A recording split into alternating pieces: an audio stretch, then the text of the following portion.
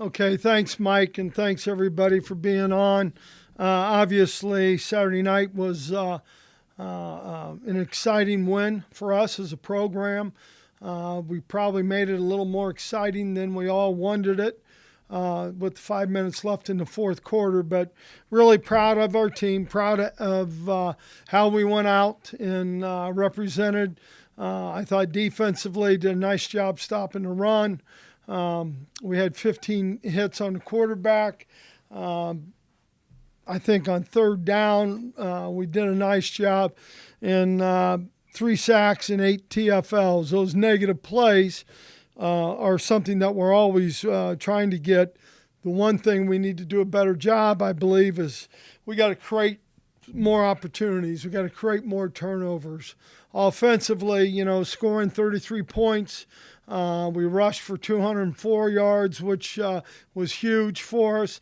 I thought the third quarter, we really played well. We really had a nice tempo going. Had a critical fumble, which we can't have.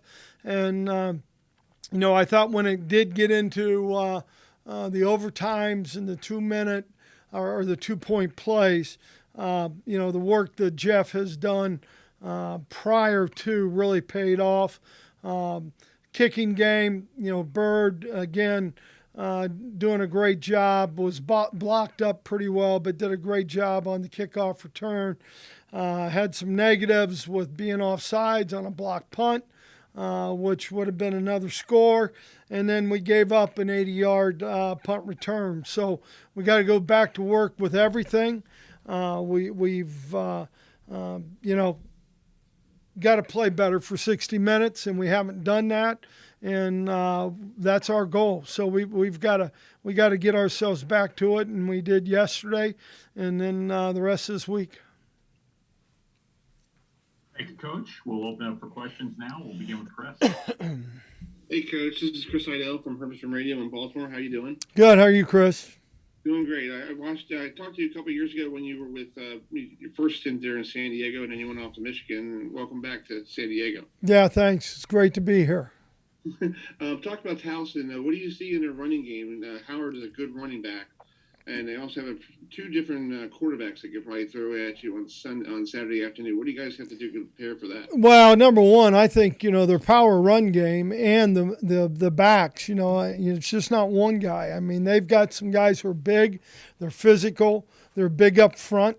From an offensive standpoint, they're physical. They remind me a lot of ways offensively of Wyoming when you look at running the power and the different sets, bringing in a jumbo offensive lineman as a tight end position to gain the line of scrimmage. So they're a physical football team, and I think the people got to realize, they played a really good football team last week. I mean, there's not a whole lot of schools who are going to say, hey, I want to play North Dakota State.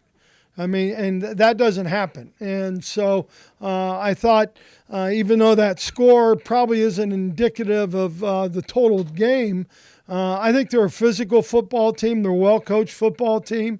The quarterbacks, I think are similar in a lot of ways. But we've got a lot of respect, and as we start working even more today, obviously we've got to play better football than we did the other night. Mm-hmm. And a lot of coaches, you probably know a lot of coaches. You know Coach Ambrose? Have you talked to him before? I have not. I was, or my memory's going bad. I'm not sure. Well, good luck on Saturday. Yeah, thanks, Chris. Thank you, Chris. We'll go to Paul. Hey, Coach. I noticed that before the game, Don Gudino was brought out to talk to a couple of the recruits. Could you just speak to him as an ambassador of the program and why it would be important for him to speak to potential Aztecs? Well, Don, we can't wait to get back out on the field, and when he's totally healthy, and hopefully that's going to be in the next couple weeks. So, the way he's gone after representation of himself as a person, his family, and San Diego State football, There's not really a better guy you can think of. Really excited about the progress he's made getting back, but just really excited about him as a person and really grateful that he's on our football team. And could you also talk a little bit about the cornerback position and Noah Tumblin's just kind of emergence there? Well, we thought in the spring that Noah, would be a guy that would battle for that corner position. He's very, I don't think Noah realizes how talented he is. And I say that being very honest. I think if his intensity level can keep coming up, I think he can be a significant corner. I think somebody to contend with. Really like Avenger also, where Noah Avenger's put himself, very talented. He's a pretty high recruited guy, but what both those guys bring to the table, and having that competition is really good. Last question for me. You've spoken about, your team preparing the same week, regardless of the opponent that it plays. How important is a week like this week in the evaluation of whether or not the players are getting the message that you're sending? Well, we started that yesterday, believe me, and being a head coach, various places with various teams, you do everything you can to help realize. We went back and looked at, Jacksonville State, what they did to Florida State. Florida State came off a good game. I guess it was a good loss to Notre Dame, but came back and got beat. It's all where your heart is and where your head is. And right now is as important as anything. And like I told the coaches, this is going to be your hardest week of coaching, because everybody's going to pat the guys on the back and all that. And to be dead honest with you, we haven't done a damn thing yet. I mean, we've got to go out and we've got to play 60 minutes of football, and we have not played 60 minutes of football. Thank you, Brady. Thanks, Paul. We'll go to Kirk. Hey, Brady, I wanted to ask you a little bit about penalties, in particular the pass interference calls against Matthews and Tumblin.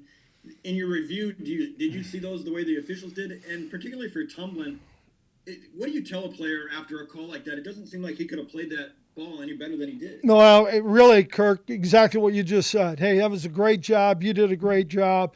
Don't agree with the call at all. I thought he did a great job getting himself in position, got his head around, got his he couldn't have played it any better. Matthews wasn't on Matthews. It was Bird who was blocking. We were blocking downfield, and so same thing I thought, Kirk, and we didn't have the best communication between officials and coaches, and it was a Pac-12 crew, but it wasn't on Matthews. Okay. I didn't know that till after the game. Because I'm saying the same thing you are. What the hell? Jesse didn't do anything. Okay. And then in those kind of instances, especially like the Tumblin one, do you follow up with either the league office or whomever and say, can you give us some clarification on what they saw here and what's going on? We did. We sent 3 things in, and we'll see when we hear from them. It won't be probably quite as quick turnaround because it was a Pac-12 crew. It's not our normal, Mountain West, Big 12 kind of crew combination. So I don't know when we'll get a response. What were the other 2 that you inquired about? Well, both were in the kicking game. Okay. And then when you inquire like that, what do you hope to accomplish by doing that? That's a great question. I don't know what you're accomplishing to some degree. Sometimes it's a damn waste of time, but you just want to, I guess, You want to hear somebody say, "Oh yeah, you're right. We were wrong." And the other one I want to ask you about was the Bell fumble. I think the reversal was the right call that it was a fumble, but Yeah. I heard a whistle before that, and I wanted to see if Yeah. you guys heard the whistle and what your thoughts were on that. Yeah, I would agree. I think we all heard the whistle, but I think it was such a bang bang kind of deal, to be honest with you, and it ended up being the right thing. But in that instance, I think if you hadn't had a false start, you probably would have gotten a playoff. Well, do you guys then to let's go, let's get a play quick? Or? Yeah, I don't know if any of us saw the fumble as a fumble when it first happened. You understand what I'm saying? Right. Okay.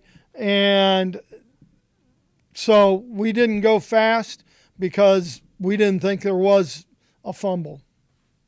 Do you know if in the review they have audio along with the video or how that process works? You know what? That's a good question. I don't know, Kirk. I do not know. All right. Thanks a lot. Thanks. Thanks, Kirk. We'll go to Andre. Hey, Coach. I just wanted to follow up on the penalties. I know that obviously it was a major area of focus going into the game after 8 penalties each for 82 yards. Overall, they reduced down to 5 and 49 yards. As a coach, is there a target number of penalties or yards that you try to stay under, or is it more of a situational type of penalty that's more important? Yeah, I think it's more the second, Andre. I think it's more the situational penalties. You know, we had a dumb. I'll give you an example. On the punt, we end up blocking the punt, scoring a touchdown. Well, that's a dumb penalty. Any pre-snap penalties are really dumb penalties, and you can't have them. And part of it, the guys are playing hard and all that, but there's got to be some composure and some discipline that we have to have. And then a question on Towson. I believe Towson has the most seniors on the team for any team at an FCS level. While some of them are grad transfers to the new to the program, their coach feels like because they have a lot of experience, especially some at the FBS level, that they were able to acclimate themselves a lot earlier than others would. Have you seen that? What have you seen of them in that regard? Yeah.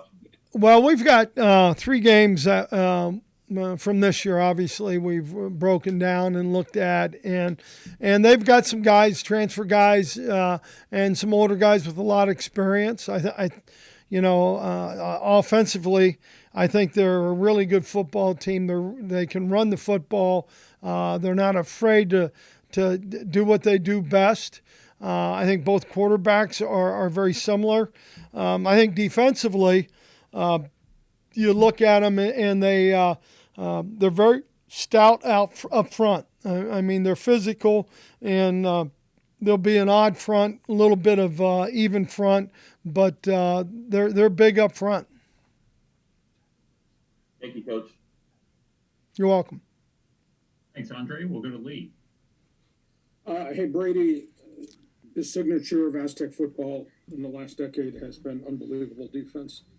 Did you expect this group to be this dominant? I mean, your statistics are staggering, and you're not doing it against Division II teams. How cool, how good a feeling is this to see this accomplishment 3 weeks in? Well, Lee, we're really fortunate because these guys love to play football, number one. And I'm talking about both sides of the ball, but defensively, they love to play. They love to play together. They're a physical group. They understand what that takes. They understand the need for negative plays for us as a football team to help us. We lost 3 guys in the back end a year ago, and I think to this point, the replacements have done a nice job. We thought we would be pretty good up front with Cam and Jonah and Banks, and then with Keyshawn and Nevis, and right now, Dan Apoko a little bit in there, but Nasir Sims up front, but and our linebackers are playing well, and so they work hard, Lee. I mean, they come in to work. Can't tell you, 6:45 morning meetings, and they're there, they're ready to go. And, they understand that it takes 11, and we all got to do our job. What's the health status of your quarterback situation? Probably better than it was last week. I know Jordan's done through some yesterday. He's feeling better. I don't, if we played tomorrow, he would not start for us. But as the week goes on, we'll see where we're at. Question about what your kicker's doing. I mean, it's statistically bombing the ball out of there, but his field goals have not been what they've been in the past outside of the one long distance one. Is there a wear and tear factor that maybe what he's doing as a legitimate big time punter hurts him a little bit from field goal? Would you ever consider doing something different there? Yeah, we would. I mean, if he felt that was one of the problems that he's doing, kickoffs, field goals, and punts. If he came to Deke or came to me and said, hey, Coach, I think I need to just concentrate on one, we would definitely do that. But he hasn't said that. He's a guy who really evals pretty well. And so I think, until that message comes, I think we'll keep doing what we're doing with him. The other thing, Lee, is he made 3 tackles. I mean, he made 3 tackles going down there on punts, and he kind of got into it a little bit with their return man and had some fun with it. But he's a tough guy now. And a follow-up question about transfers. Has the landscape, do you think, changed in the last 12 to 24 months? I mean, you talked about Jacksonville State doing what they did in Tallahassee. Yeah. It's an explanation how Montana wins in Washington or Northern Arizona wins in Tucson. Has the transfer thing changed the potential of these types of shockers? Yeah, I don't think there's any doubt. I think in the last 20 years, this year is the second most upsets by FCS beating FBS schools, and that they've had. So I think this is definitely part of it. I think the recruiting landscape has changed. I'm not saying it's changed for the better, but I think it's differently, and I think it's probably one of the major parts of it. How's it feel to be in first place in the Pac-12 conference? Yeah, hey, we got bigger fish to fry. Thank you. Thanks. Thanks, Lee. We'll go to John. Coach, just in general, what's your thought on targeting rule in college football? Yeah, I think the rule needs to be a rule. There has to be something that holds us all accountable to how we teach, how we coach, and for the health and safety, the student athletes. I do think it's a little severe that a guy has to, lose a game or lose a half. I do think you could, on first offense, it's a 15-yard penalty. Second offense, if a guy had one, I think then it would be appropriate to suspend him for a half. So I think they need to look at it. I think it's way severe. In regards to defending conversion plays, because there's so much of that now in college football, because when you get to overtime, now second overtime, you have to have the forced 2-point conversion. Now third overtime, the forced 2-point conversion. How challenging from a defensive perspective is it defending that play? Well, there's no doubt. I mean, we call them, you got to have them. You got to have a stop, or you got to have the 2-point conversion. But, I think when you look at us, we have really about 3 calls that we like. And I'm talking about versus a normal offense that we would like defensively, and then I called timeouts down there because I wanted to see where they were putting the ball, and I also wanted to see their personnel and see their formation. If it was going to be bunch and how we could get a better idea or play something different versus the bunch. And then lastly, did you think you were heading for a fourth overtime in the moment, or were you watching that play? Did you think that ball was dropped? I was looking up at the scoreboard and I didn't know. In fact, I looked at Kyle and just kind of went, I have no idea. So I'm glad it went our way. Thanks, Coach. Thanks, John. Back to Kirk.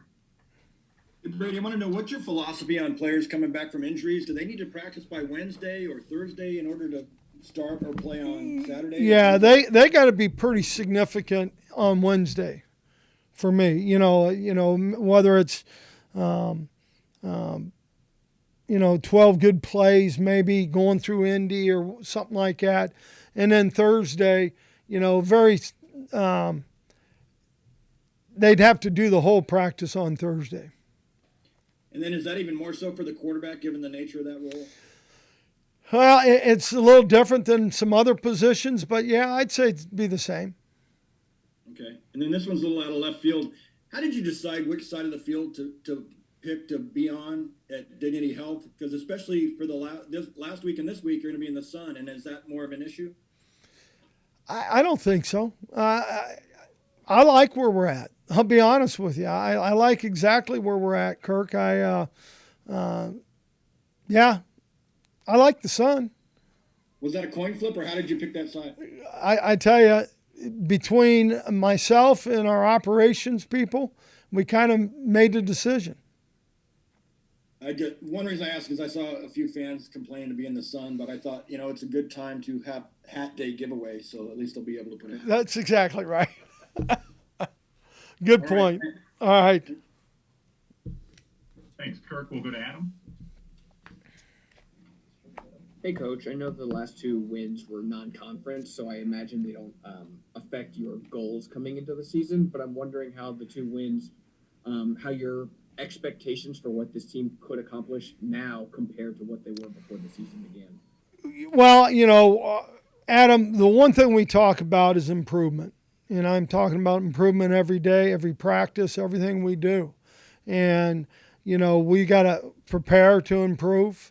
I don't know if our expectations are any different than they were about, our expectations and our goals are to win the conference championship. And that's what we work towards. And so when you ask that, I would say it's great to get the 2 wins and to be 3-0 right now, but we got a big one this weekend.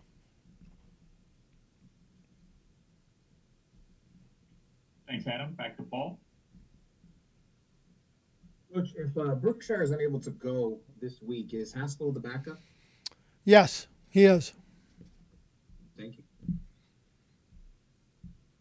Thanks, Paul. Looking for any last questions for Coach? Go back to Kirk. Brady, to follow up on the Haskell, what's he done to move up to be in the role he's in now? Yeah, I just think when you look at, what he's done the last 2 weeks and watching Skelly's and, a little bit of the 2-minute that he's done on Thursdays, he's done a nice job. He's thrown the ball well. He looks more in command than he was before. Does that also mean that Maiden hasn't progressed as well as you would have hoped? Well, you know what? He threw the ball really well yesterday. So, Kirk, I really believe it's the consistency that we have to have day after day.